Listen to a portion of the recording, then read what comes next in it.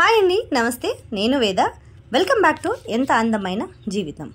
మనం ఇవాళ వీడియోలో కొత్తిమీరని మన టెర్రస్ గార్డెన్లో ఎలా పెంచుకోవాలి, అలాగే ఎలాంటి కంటైనర్ని మనం సెలెక్ట్ చేసుకోవాలి, అంటే ఎలాంటి పాట్స్ని మనం సెలెక్ట్ చేసుకోవాలి, వాటికి సాయిల్ మిక్సింగ్ అనేది ఎలా ఉండాలి అనే దాని గురించి అయితే ఇవాళ వీడియో అండి.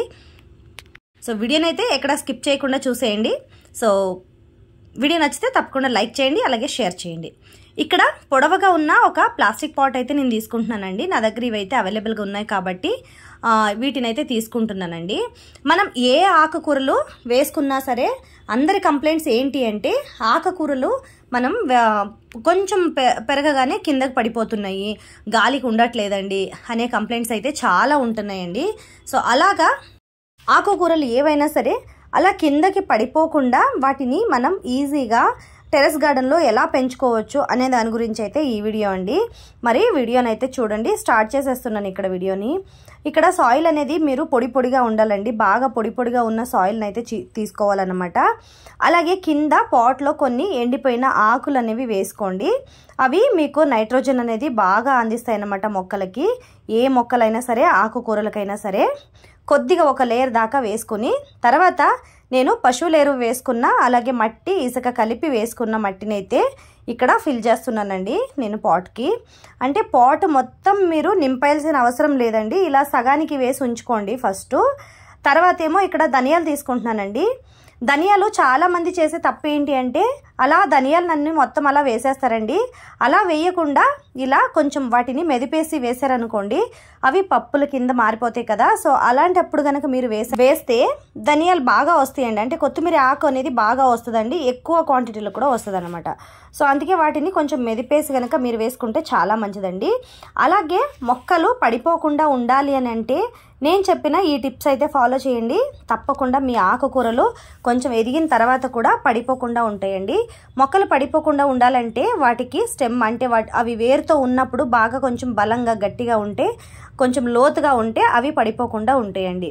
సో అలాగే దీనిపైన ఇలా మట్టి కొంచెం ఎక్కువగా వేసుకోండి. అవి విత్తనాలు వేసిన తర్వాత పైన మట్టి కొంచెం ఎక్కువగా వేసుకున్నారనుకోండి, మొక్కలు రావటం కొంచెం లేట్ అవుతుందండి, కానీ బాగా వస్తాయి. ఎక్కువ అలా వేసినప్పుడు మీకు కింద పడిపోకుండా బాగా వస్తాయి అన్నమాట. అలాగే మీరు కొత్తిమీర వేసుకునే వాళ్ళైతే నేను వీడియో కోసమని ఇలా చేశానండి. లేకపోతే మీరు ఒకవేళ విత్తనాలు నానబెట్టండి 12 to 24 hours దాకా కనుక మీరు విత్తనాలు నానబెట్టి కనుక వేసుకున్నారనుకోండి, అవి ఇంకా తొందరగా కూడా వచ్చేస్తాయి మీకు.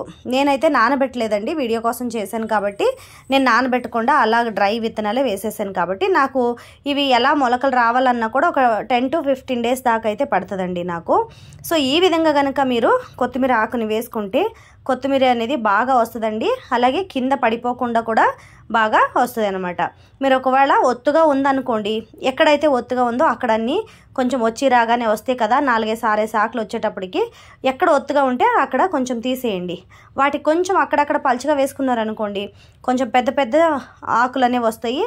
అలాగే కొత్తిమీర ఆకు పెరగడానికి, కొత్తిమీర మొక్కలు అవి బాగా పెరగడానికి కూడా కొంచెం ప్లేస్ కావాలన్నమాట. అలాగే ఈ పాట్ని బాగా ఎండలో అయితే పెట్టకూడదండి, కొంచెం షేడ్ ఉన్న చోట అయితే పెట్టాలన్నమాట. మొలకలు వచ్చేంత వరకు, కొంచెం మొలకలు వచ్చిన తర్వాత కూడా కొంచెం షేడ్ అనేది కావాలండి వీటికి. ఎక్కువగా ఎండలో ఉంచకుండా అలా కొంచెం నీడలో ఉంచితే చాలా మంచిదండి.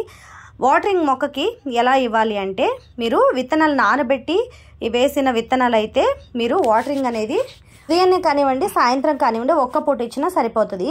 మీరు ఒకవేళ నానబెట్టకుండా విత్తనాలు వేసారనుకోండి, 2 times అయితే మీరు వాటరింగ్ అనేది చేయాల్సి వస్తుంది అన్నమాట మొక్కలకి. సో ఇదండి. ఇప్పుడు వేసేసాను కదా, నాకు ఇప్పుడు వేసి దగ్గరగా ఆఫ్టర్ 10 days తర్వాత నేను మీకు ఇక్కడ చూపిస్తున్నానండి. బాగా గట్టిగా అంటే అక్కడక్కడ మొలిచినాయి అనమాట, చాలా ఎక్కువగా అయితే ఏం రాలేదు, ఇప్పుడే వస్తున్నాయి అనమాట. ఇంకా ఇక్కడ చూడండి వస్తున్నాయి, అక్కడొకటి వస్తున్నాయి అనమాట. ఇంకా ఇవేమన్నా మట్టి కొంచెం అలా టైట్గా అయినట్టు అనిపిస్తుంది నాకు, ఒకసారి చూడాలి. కాకపోతే మొలకలు అయితే వస్తున్నాయి కదా, రానివని చెప్పి అలా వదిలేసాను అనమాట. 10 days తర్వాత 11 days అవుతుందండి వాళ్ళతో. 11 daysకి ఇంత మాత్రం అయితే వచ్చినాయి అనమాట. మీరు ఒకవేళ నానబెట్టి కనుక వేసుంటే ఇంకా తొందరగా వచ్చేసి ఉండేవన్నమాట. సో నేను నానబెట్టకుండా వేసాను కాబట్టి ఇలా వచ్చినాయండి. అలాగే నేను ఇలా పైన వేసిన మొక్కలు చూడండి, ఇక్కడ పైన కొన్ని వేసానండి, ఇంకా వేరే ఒక పాట్లో దాంట్లో వేసి మిగిలిపోయిన కొన్ని ధనియాలు అయితే ఇందులో వేసానండి. దానిపైన మట్టి అది ఏం వేయలేదు, ఊరికే అలా వేసి ఉంచాను అనమాట. సో అవి అయితే ఇంత దాకా వచ్చినాయి అనమాట.